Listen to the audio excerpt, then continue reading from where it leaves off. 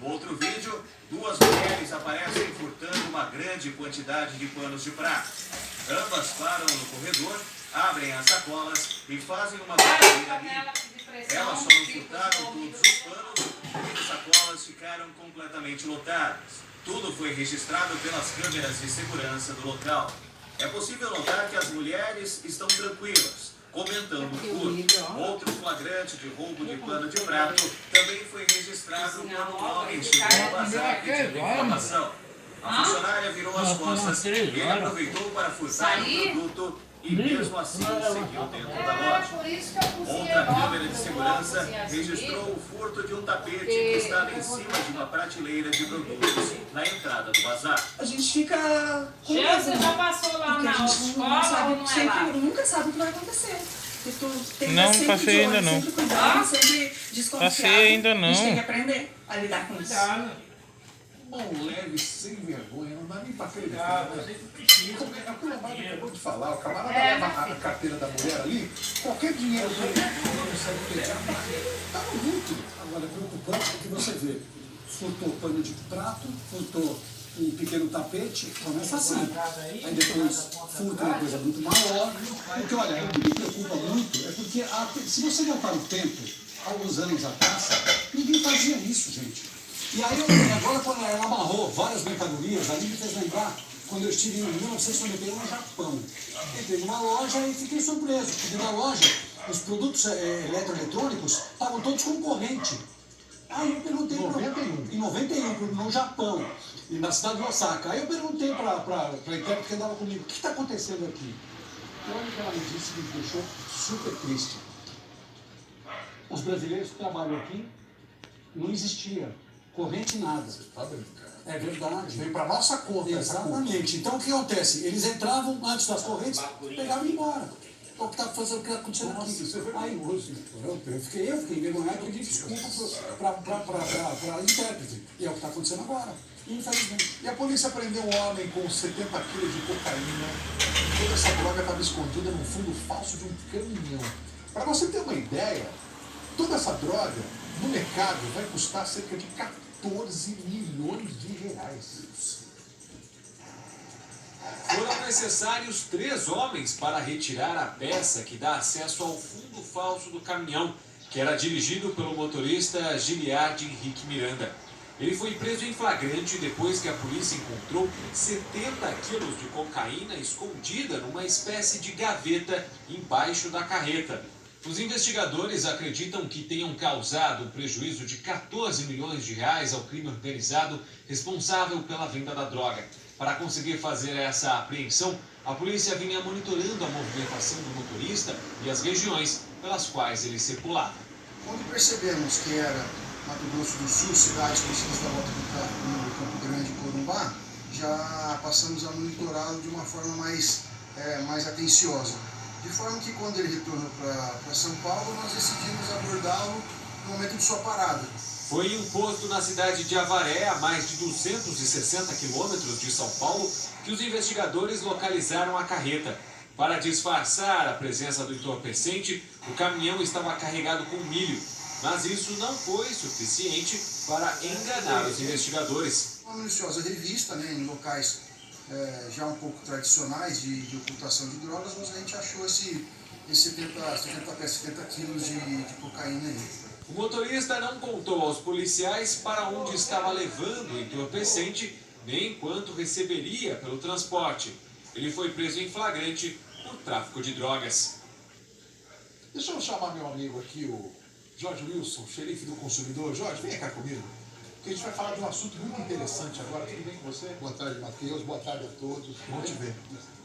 Bom te ver. Tá bem pra gente, mas não tá nada bem pra uma série de passageiros aí de uma companhia aérea, porque olha o que aconteceu. As equipes do PROCON aqui de São Paulo, que essa equipe que é vinculada, inclusive, à Secretaria da Justiça e Cidadania, estão hoje, desde cedo, nos aeroportos Congonhas e Guarulhos, aqui em São Paulo, para prestar assistência aos passageiros da Avianca. O Jorge Wilson, nosso xerife do consumidor, ele está aqui para falar comigo, para a gente entender e também para ajudar as pessoas a compreenderem essa situação. Jorge, boa tarde. Eu quero saber o seguinte. A empresa Essa empresa tem cancelado voos para vários lugares. Hoje, por exemplo, mais de 50 voos serão cancelados. Agora, a empresa diz que a maioria dos passageiros foi avisada com uma antecedência aí de 72 horas. E eu quero saber o seguinte, é suficiente esse comunicado? Na verdade não é, Matheus. Porque eles falam o seguinte, quem vai receber, quem lê o e-mail, vai para o aeroporto, chega lá e tem a surpresa de que o seu voo foi cancelado. É um absurdo isso. Quer dizer, e aí? E a expectativa daquelas pessoas no feriado do ano passado, na Páscoa do ano passado, já garantiram lá, através da própria empresa, a sua passagem aérea para esta Páscoa. E tem mais um detalhe, Matheus, quando se cancela uma viagem, né, uma passagem aérea, não é só isso que está envolvido. E se essa pessoa já reservou também hotel, já alocou carro? Qual é a situação? Quem paga essa conta? A gente compreende, a empresa está em recuperação judicial, ela tem que lidar, sim, com os credores, mas ela tem que cumprir, sabe, o seu papel em relação ao consumidor. Então, esse consumidor que chegou no aeroporto, se ela tem lá, ela tem que realocar num outro voo da própria empresa, ela tem que realocar em outro voo de uma outra empresa. O que ela não pode deixar é o consumidor no prejuízo. E você veja só, o consumidor que o ano passado garantiu essa passagem, até de repente num preço promocional, Matheus. No preço promocional. Agora eles falam o seguinte, que querem apenas devolver o valor. Vai devolver o valor para a pessoa daquela passagem que ela comprou o ano passado, no preço promocional. Hoje o preço é outro. E mais detalhe, quem paga hotel, quem paga a locação de veículo? Ô Jorge, a empresa, ela disse assim, que poucos clientes estão optando pelo reembolso, que a maior parte preferiu a acomodação em outras companhias aéreas. Por isso, para não perder dinheiro, para não sair no prejuízo. E ela tem que assumir tudo isso. Está no artigo 35 do Código de Proteção e Defesa do Consumidor.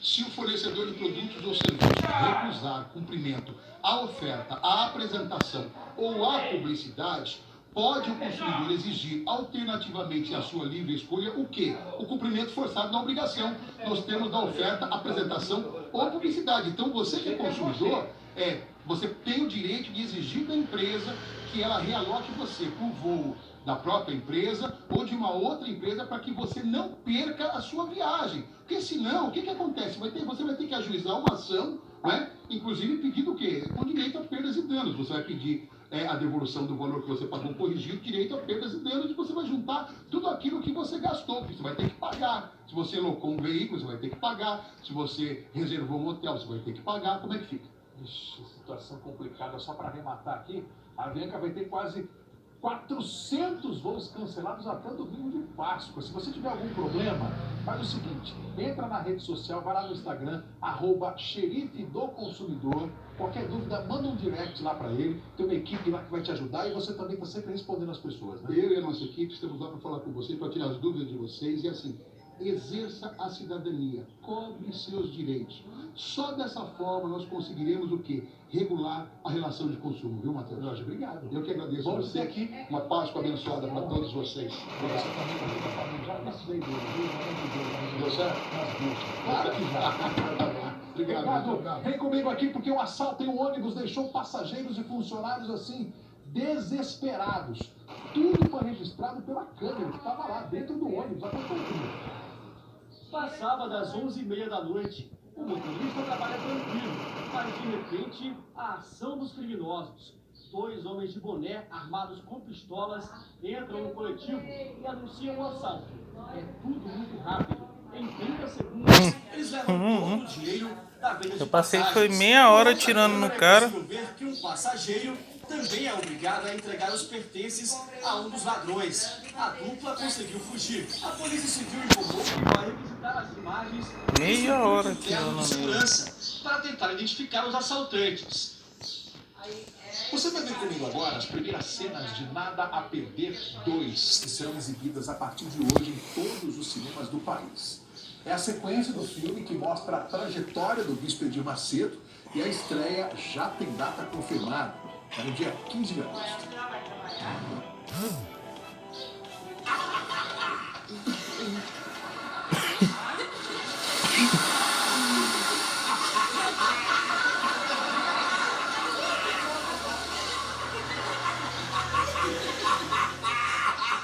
ordem de tudo.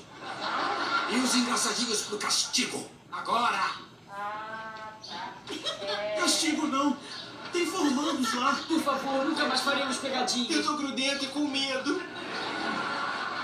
Queridos arruaceiros, seu rei voltou!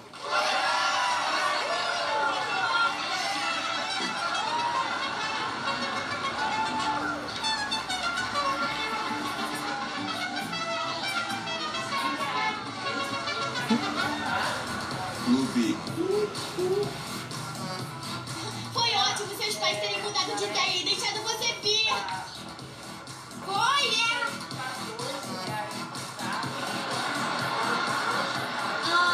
a gente vai pra lá. Não podiam ter me deixado de castigo como pais normais? Nós somos pais normais.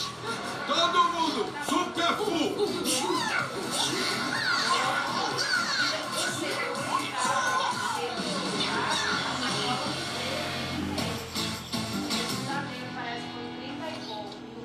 Mãe, adivinha, tem um garoto novo lindíssimo na escola. Sério? Me conta tudo. Ele é roqueiro. Ele escreve umas músicas lindas. E o nome dele é Oyster. Tá bom, pode parar. Aqui, escuta só essa letra que ele escreveu na aula. O nome é